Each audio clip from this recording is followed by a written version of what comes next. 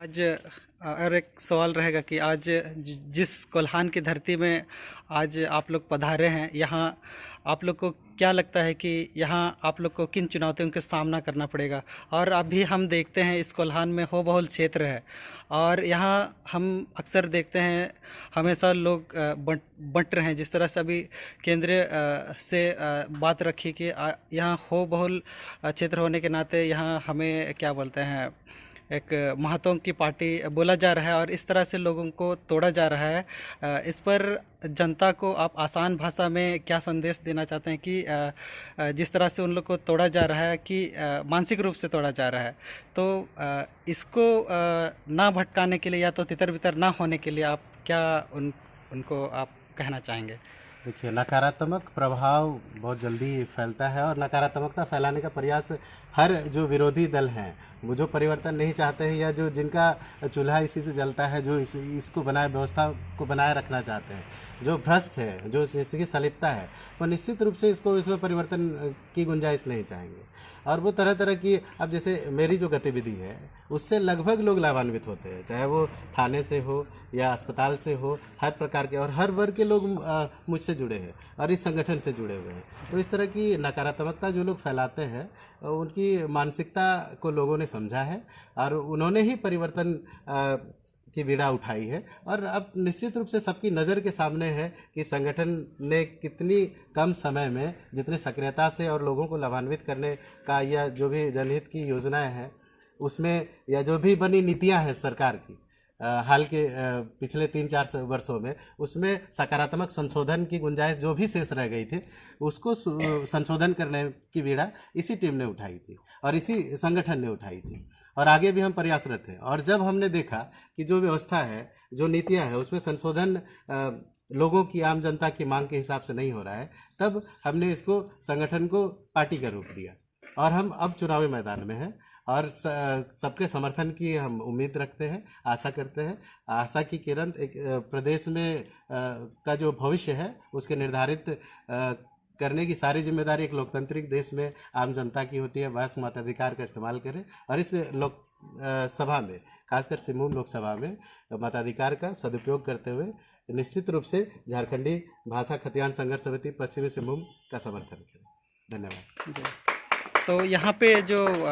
अभी जिस तरह से हमने बात रखा कि ये तो बस हम समझ सकते हैं, जनता ना टूटे इसके लिए जनता के पास जो आप संदेश पहुँचाना चाहते हैं आसान भाषा में, जो कि वो लोग को समझ में आए। जैसे कि अभी आपने कहा बहुत सारा आप जन के लिए काम करते हैं, लेकिन सबके पास तो आप नहीं पहुँच पाते हैं ना, क्योंकि उन लोग को थोड़ा इसीलिए ही जाता है कि नहीं ऐसा वैसा करके। तो हम चाहते हैं कि आप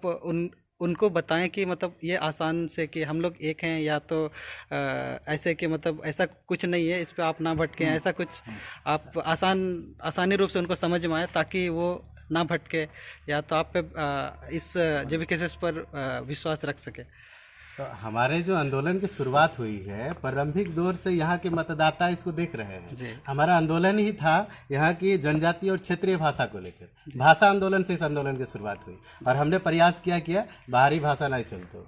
हम लड़ किनके लिए रहे हैं, किनके खिलाफ रहे हैं? सबसे पहले तो उनको समझना पड़ेगा, अपने दोस्त दुश्मन की पहचान करनी पड़ेगी। हम सब एक हैं और हमें मिलकर इस आंदोलन को अंजाम तक लेकर जाना है। और जिस तरीके से बाहरी लोगों को यहाँ बसाया जा रहा है, हमारा लड़ाई ही स्थानीयता का है, यहाँ नियोजन का है, यहाँ से लोगों को रोजगार से जोड़ने का है, ताकि यहाँ के जो स्थानीय लोग हैं, स्थानीयता परिभाषित नहीं करने के लिए हमने इतना चरणबद्ध, इतना लंबा आंदोलन किया है। कई वर्ष गुजर गए, जब नतीजा नहीं मिला, नतीजे पर नहीं पहुंचे, कोई परिणाम हासिल नहीं हुआ, तब अंततः हमने चुनावी रास्ता चुना और हम चुनाव लड़ेंगे। और निश्चित रूप से लोगों की जो भी मांग है, इतने सारे लोगों की जो उम्मीदें हैं, जो उम्मीद की किरण जागी है, उसके अनुरूप हम नीतियां निर्धारित करेंगे, जन कल्याणकारी योजनाएं लेकर आएंगे ताकि